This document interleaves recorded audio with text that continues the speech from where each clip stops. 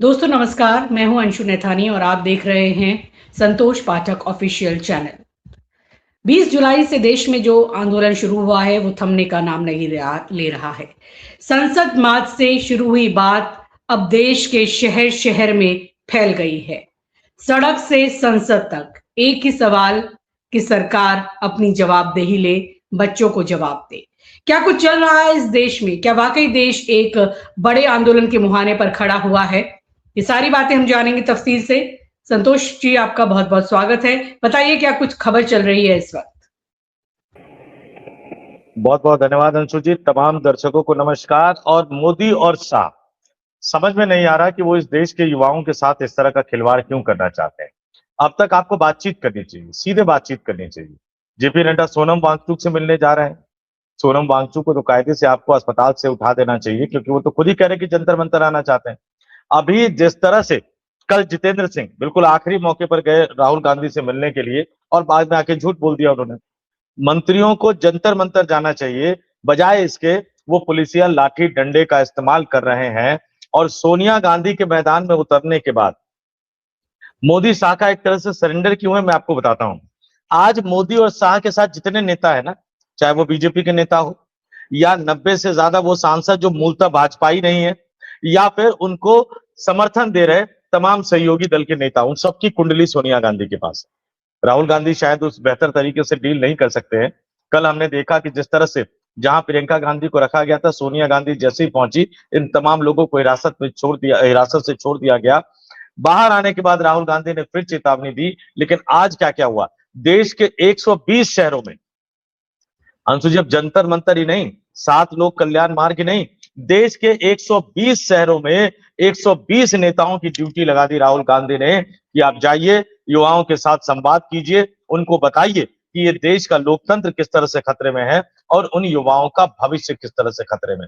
आप देख लीजिए, सोनिया गांधी के उतरने के बाद ही, पहले ये सुध भी नहीं ले रहे थे, जैसे ही सोनिया गांधी ने कांग्रेस के नेताओं को कहा कि जंतर मंतर जाओ, सोनम वांगचुक से अपील करो, केसी वेणुगोपाल ने अपील करी, पवन खेड़ा जंतर मंतर पहुंचे, तुरंत सोनम वांगचुक को उठा लिया गया। और अब जब राहुल गांधी बिल्कुल आपके लोक कल्याण मार्ग पर पहुंच गए, तो कैसी कैसी तैयारी है, मैं पहले संसद भवन में आज क्या हुआ और सड़क पर क्या हुआ वो तो बताऊंगा। लेकिन आज क्या किया जा रहा है आप जरा देखिए। खबर ये आ रही है कि बंगाल से सीआरपीएफ के 2000 से ज्यादा जवान दिल्ली बुलाए गए। किस लिए बुलाए गए? फिर लाठी बरसानी है। आज दिल्ली के 16 मेट्रो स्टेशन बंद है। सरकार बातचीत को तैयार है ऐसा वो कह रही है, तो क्यों नहीं जंतर मंतर जा रहे हैं। कॉकरोच जनता पार्टी, मतलब दूसरी बार सरकार ने अप्रोच किया है। पिछली बार भी सरकार ने अप्रोच किया था, लेकिन जेपी नड्डा ने सोशल मीडिया पर क्या लिखा कि इन्होंने हमसे अप्रोच किया। ये अपनी चालाकी और धूर्तता और मक्कारी से कहीं बाज नहीं आते। झूठ बोलने में इन लोगों ने पीएचडी कर रखी है। अब जो है, कॉकरोच जनता पार्टी के प्रवक्ता आशुतोष राठा ने पुष्टि की है कि सरकार जो है वो हमसे बातचीत करने को तैयार है, लेकिन अब कोर टीम की मीटिंग के बाद इस पर फैसला किया जाएगा। मैं सौरभ दास से, मैं अभिजीत दीपके से सिर्फ इतना ही कहूंगा, आप मत जाना मंत्री मंत्री के दरवाजे घूमने। मंत्रियों को जनता के पास आना चाहिए। इतना अहंकार किस बात का?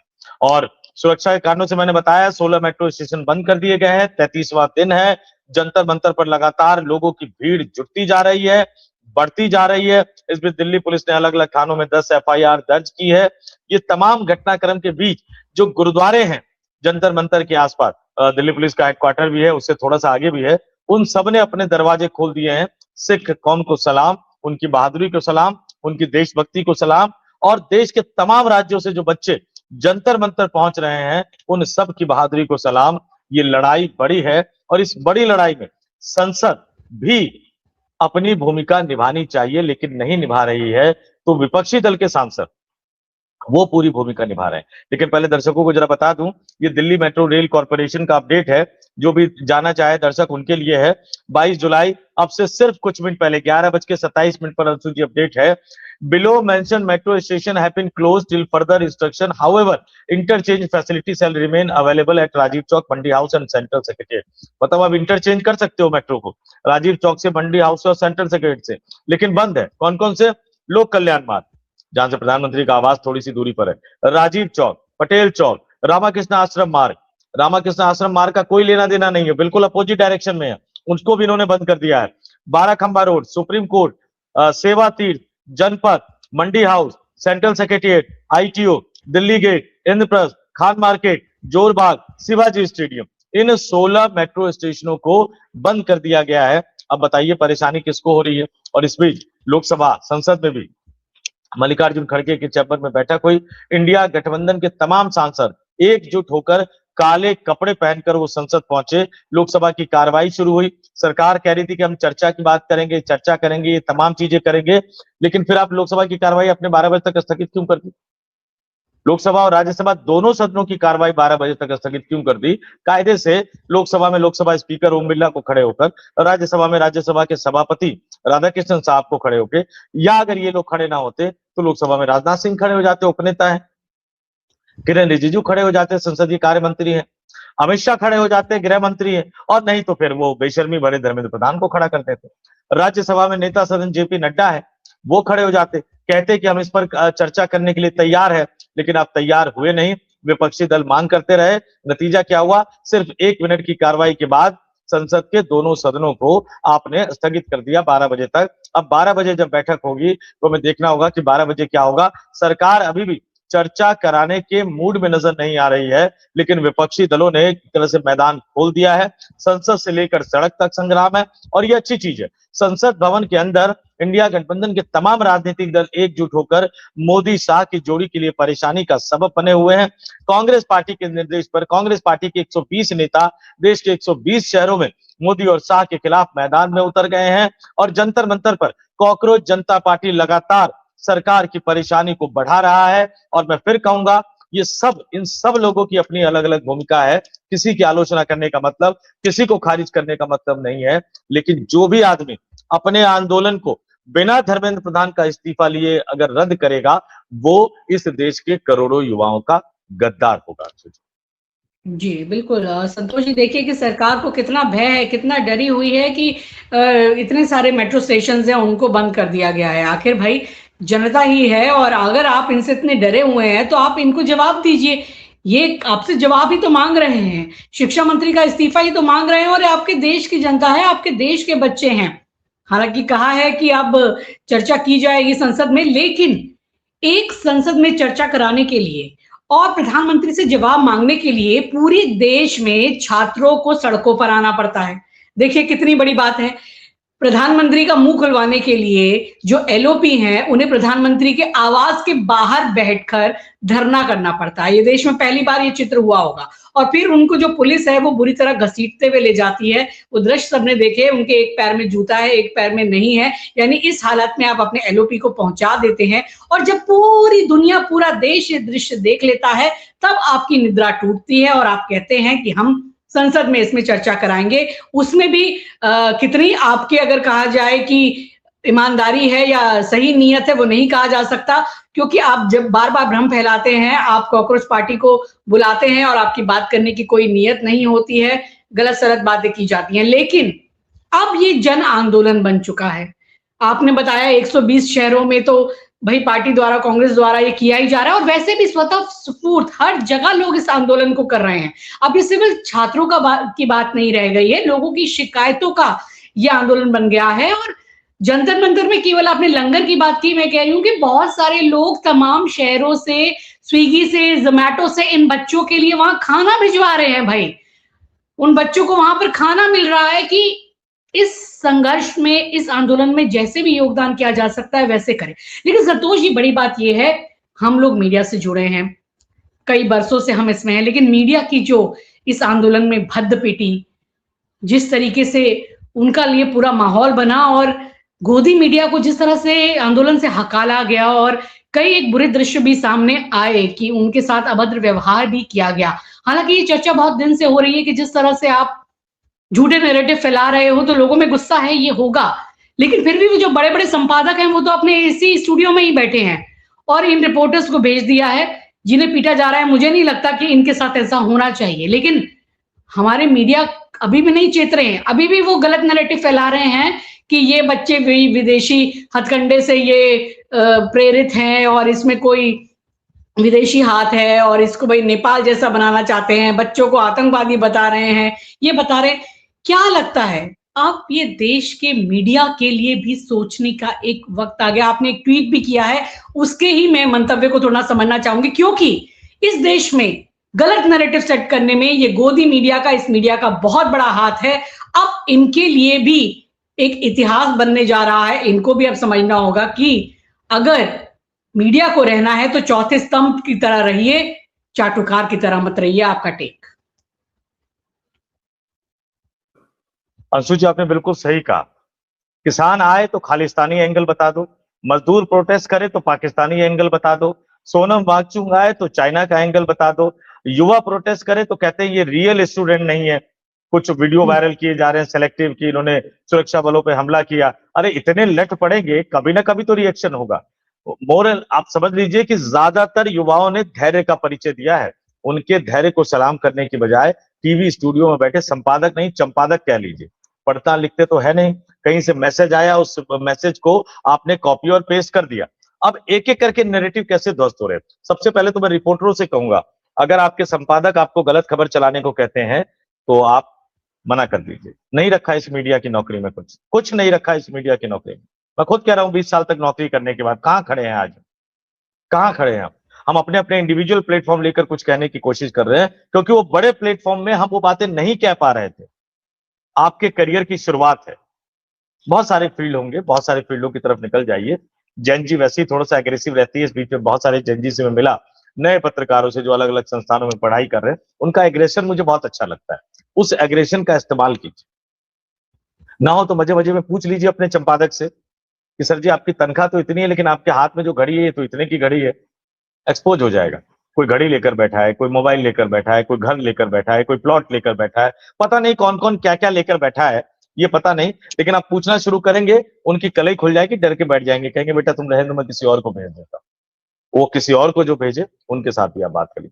लेकिन एक एक करके नैरेटिव खोलना, इनको नंगा करने का समय आ गया है। सबसे पहली बात, कई लोग कह रहे हैं कि प्रधानमंत्री आवास पर पहली बार हुआ, ये प्रधानमंत्री आवास पर सुरक्षा का खतरा है।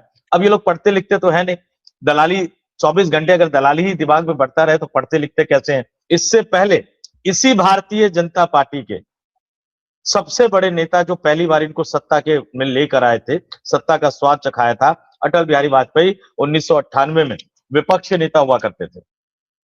प्रधानमंत्री थे उस समय इंद्र कुमार गुजराल, और 21 फरवरी 1998 को उत्तर प्रदेश के राज्यपाल रोमेश भंडारी ने अचानक कल्याण सिंह की सरकार को भंग कर दिया था। वो जो जगदम्बिका पाल और ये सब वाला जो एपिसोड हुआ था, 24 घंटे के मुख्यमंत्री और सब चीजें थी, उसके विरोध में अटल बिहारी वाजपेयी इंद्र कुमार गुजराल जो उस समय प्रधानमंत्री थे, उनके आवास के बाहर धरने पर बैठे थे। और जैसे ही 22 फरवरी 1998 को अटल बिहारी वाजपेयी ने रोमेश भंडारी यानी उत्तर प्रदेश के राज्यपाल के फैसले के खिलाफ अनशन शुरू कर दिया, तो पता है क्या हुआ था?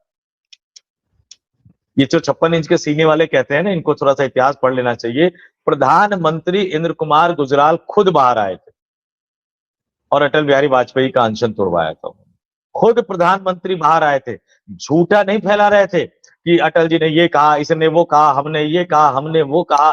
कल भी अगर प्रधानमंत्री खुद बाहर आते और कहते कि हाँ ठीक है चर्चा होगी, तो शायद उस तरह का दृश्य हमें देखने को नहीं मिलता। इनको याद रखना चाहिए, जो तस्वीरें होती हैं, जो वीडियो होते हैं, वो इतिहास का हिस्सा होते हैं, लेकिन इनके सहयोगी भी बेनकाब हो रहे हैं। चिराग पासवान कहते हैं क्या जरूरत है प्रोटेस्ट की, पता नहीं संघर्ष के दिनों में उनके पिता रामविलास पासवान ने संघर्ष उनको छूने तक नहीं दिया, सब कुछ उनको चांदी के चम्मच में दिया। कभी संघर्ष किए नहीं, कभी लड़े नहीं।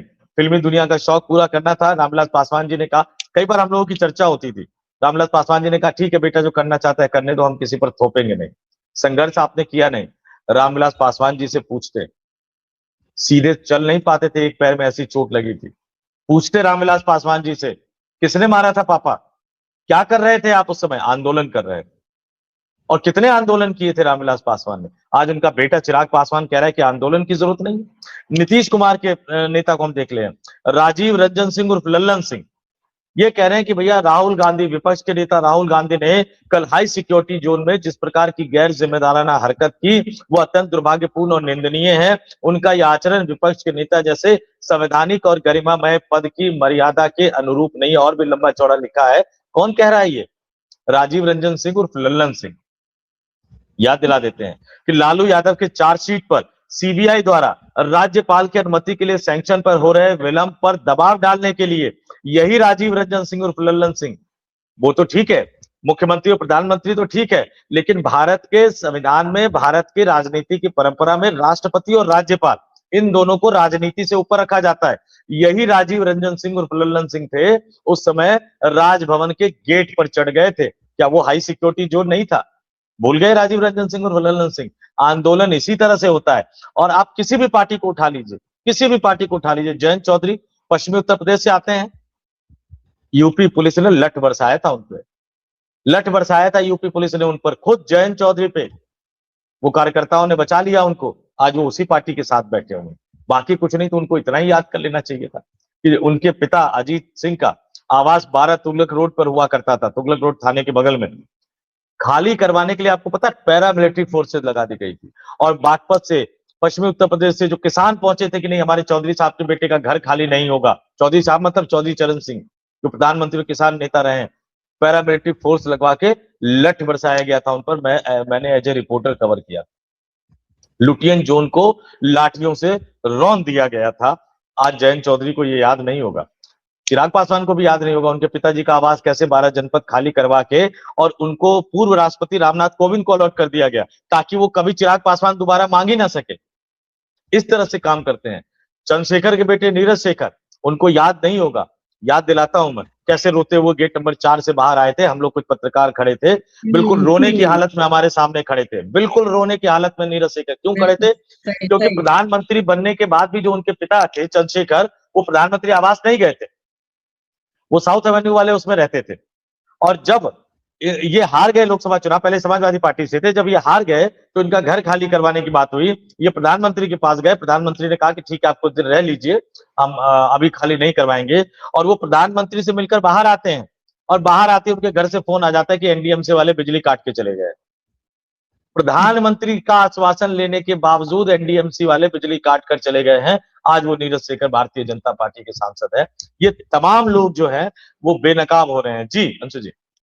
जी बिल्कुल संतोष जी, एक बड़ी बात आपने कही और दर्शकों को यही कहना चाहूंगी कि ये जो जानकारियां हैं, ये जो बातें हैं, आपको किसी भी गोदी मीडिया में नहीं मिलेंगी। इतने इतिहास की एक तथ्य लाकर के जो संतोष जी आपको बता रहे हैं कि ऐसा पहले भी हुआ है, कोई पहली बार एलओपी नहीं बैठे थे और उस समय क्या हुआ, सारी तथ्यात्मक बातें इन्होंने बताई। तो सच्ची पत्रकारिता के लिए जरूर आप हमें देखिए, क्योंकि किसी भी यूट्यूबर्स को वहां विरोध नहीं सहना पड़ा। जनता ये पहचानती है कि ये यूट्यूबर्स हमारे लिए संघर्ष कर रहे हैं, काम कर रहे हैं, और सभी गोदी मीडिया को उन्होंने हकार दिया। हालांकि फिर भी मेरा मानना है किसी पत्रकार के साथ ऐसा नहीं होना चाहिए, उनको सुधरने का मौका दिया जाना चाहिए।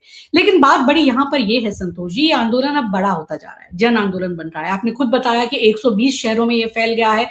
अब विपक्ष ने इसे अपने हाथ में ले लिया है। राहुल गांधी जो बहुत दिन से कहा जाए कि अपना आंदोलन वो चला रहे थे, लेकिन जंतर मंतर के आंदोलन से थोड़ा सा उन्होंने दूरी बनाई भी थी, लेकिन अब जो संसद में इस मुद्दे को वो बड़े तरीके से उठा रहे हैं। कल जो प्रधानमंत्री के आवास के बाहर हुआ, उनकी खून से, जो नाक से खून बहता है, वो तस्वीरें सामने आई उनके संघर्ष की, उसने पूरे देश में एक बहुत बड़ा सेंटिमेंट पैदा किया है। सोनिया गांधी इस उम्र में, बुजुर्ग हालत में और बीमारी की हालत में वो जाती है वहां पर पुलिस के वहां पर, और उसके बाद जब जाके उनको छोड़ा जाता है। यानी ये सारी तस्वीरें मिलकर बता रही है कि अब विपक्ष इन चीजों को ले रहा है और एक समग्र आंदोलन बन रहा है। लेकिन इसमें भी ऐसी चीजें हो रही हैं कि आप पार्टी के संजय सिंह जैसे नेता, जिनसे अपेक्षा नहीं की जाती, वो ऐसे बयान दे रहे हैं कि राहुल गांधी को नरेंद्र मोदी ने अपने आवास के बाहर खड़ा किया। अब बताइए इस पूरे आंदोलन को आप किस तरीके से देख रहे हैं? क्या एक जबरदस्त बड़ा आंदोलन ये बन गया है और अब विपक्ष को इसमें भाई बंटवारे वाली बातें और ये सब छोटी बातें नहीं करनी चाहिए, इन छोटी बातों से बाज आना चाहिए? जी अंशु जी, सबसे पहली बात तो पत्रकारों की और रिपोर्टरों की, जंतर मंतर, इंडिया गेट और ये अजीत सिंह का घर खाली करवाने वाला भी मैंने देखा, उसको कवर किया। NH-24 पर किसान का आंदोलन, रामलीला मैदान में न जाने कितने आंदोलन, राजपथ पर निर्भया वाला आंदोलन, जो बिल्कुल आपका विजय चौक के बिल्कुल अगर 100 कदम और चलते तो हमारे युवा निर्भया वाले आंदोलन में गृह मंत्रालय पर होते और उससे 20 कदम और आगे चलते तो प्रधानमंत्री कार्यालय पर होते। इतने आसपास वो पहुंच गए थे। इन तमाम आंदोलनों का एक अनुभव मैं जरूर बताना चाहूंगा कॉकरोच जनता पार्टी वालों को और तमाम लोगों को। अगर आप आंदोलन लंबे समय तक चलाना चाहते हैं ना, तो किसी भी रिपोर्टर के साथ, किसी भी कैमरामैन के साथ बदतमीजी मत कीजिए। अगर आपने मारपीट और बदतमीजी की शुरुआत कर दी तो आप आंदोलन को लंबे समय तक नहीं चला पाए। लेकिन नए बच्चों से भी कहूंगा, अगर रिपोर्टिंग के लिए भेजे जा रहे हैं तो ना कहना सीखिए। और तीसरी बात, आपने कहा कि आंदोलन, देखिए, ये राहुल गांधी उतरे तो क्यों उतरे, ना उतरे तो क्यों ना उतरे, जंतर मंतर नहीं गए तो लोग उठा रहे हैं कि क्यों नहीं गए, जाएंगे तो लोग पूछेंगे क्यों गए। इस पर मैं याद दिला दूं कि अन्ना हजारे का आंदोलन था। अन्ना हजारे के आंदोलन में पूरी भीड़, पूरा साजो सामान, पूरा फंड जो है, उसका एक बड़ा हिस्सा राष्ट्रीय स्वयंसेवक संघ यानी बीजेपी की तरफ से आ रहा था। लेकिन क्या बीजेपी मंच पर उतरी थी? नहीं उतरी थी। बीजेपी पर्दे के पीछे से रामदेव के जरिए और श्री श्री रविशंकर के जरिए, एक दो लोग और भी थे, उनके जरिए इस आंदोलन को कंट्रोल करने की कोशिश करते हुए नजर आ रहे। निश्चित तौर पर आंदोलन एकजुट होना चाहिए, लेकिन इस आंदोलन को एक नेता और नेतृत्व की जरूरत है। सोनम वांगचुक ने दिखा दिया कि वो अपरिपक्व है। वो आंदोलन तो कर सकते हैं अंशु जी, अनशन तो कर सकते हैं, लेकिन वो लीड नहीं कर सकते। सोनम वांगचुक नेता बनने की क्वालिटी उनमें नहीं है। अभिजीत दीप के बिल्कुल खत्म, कोई आंदोलन लीड करने की क्वालिटी उनमें नहीं है। सौरभ दास को आंदोलन लीड करने की क्वालिटी नहीं है। ये पूछते हैं कि क्या हम जाकर लाठी खाएं? नहीं कहता, मैं नहीं कहता कि आप जाकर लाठी खाओ, लेकिन जो प्रोटेस्ट मार्च आपने कॉल किया था कि चलो हम संसद भवन तक मार्च करेंगे, उसमें सबसे आगे आपको होना चाहिए था। क्यों नहीं थे सबसे आगे आप? कहां गायब थे आप? मंत्री ने सुबह 6 बजे आपसे बातचीत शुरू हुई तो आप कहते कि या तो अभी बुला लीजिए या रात में मिलेंगे, मार्च तो हम करेंगे। और वो रोकते तो आप कहते कि नहीं, फिर आ जाइए, यहीं पे बात कर लेते हैं सबके सामने। काहे गए थे आप? ये अपरिपक्वता है। इस नेता को एक लीडर की जरूरत है। दर्शकों से कहूंगा, कमेंट करके बताएं आपको क्या लगता है, कौन जो है वो इस आंदोलन का नेतृत्व कर सकता है। युवाओं के आंदोलन को नेतृत्व भी नहीं छोड़ा जा सकता है। हम हम बांग्लादेश नहीं बन सकते अंशु जी, हम नेपाल नहीं बन सकते। भारत दुनिया का सबसे बड़ा लोकतंत्र है, भारत दुनिया का सबसे पुराना लोकतंत्र है, और भारत में लोकतंत्र जो है वो हमारी नस नस में है। लोकतंत्र हमारे लिए क्या स्टाइल ऑफ फंक्शनिंग या शासन का प्रकार नहीं है, वो हमारे नस नस में है। इसलिए हम वो नहीं कर सकते जो नेपाल में हुआ, करना भी नहीं चाहिए। इसलिए युवाओं के आंदोलन को एक सही रास्ता देने के लिए एक नेतृत्व की जरूरत है, तो मैं बार बार कह रहा हूं। जी, और दर्शकों से फिर यही कहना चाहूंगी कि आप चाहते हैं कि आपके लिए हम अपनी ये निर्भीक पत्रकारिता जारी रखें, तो हमारे इस चैनल को सब्सक्राइब कर लीजिए अगर अभी तक नहीं किया है। और ये चर्चा पसंद आई है तो इस वीडियो को लाइक कीजिए, शेयर कीजिए और कमेंट करके जरूर बताइए कि आप और कौन से ऐसे सवाल चाहते हैं जो हम अपने इस प्लेटफॉर्म के जरिए उठाते रहें। बहुत बहुत शुक्रिया आपका, धन्यवाद, नमस्कार। नमस्कार।